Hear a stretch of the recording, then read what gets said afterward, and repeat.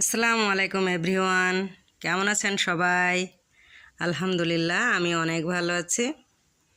আজকে আপনাদের মাঝে নিয়ে আসলাম সুন্দর একটি কেক। আর এই কেকটি দেখতে যেরকম সুন্দর, খেতেও অনেক সুস্বাদু হবে ইনশাল্লাহ। আসলে ড্রিম কেক হাউসের কেক একবার যে খাই তার বারবারই খেতে ইচ্ছে করবে, এটা আমি গ্যারান্টি দিয়ে বলতে পারি। আর এই কেকটি কে অর্ডার দিয়েছে বলুন তো?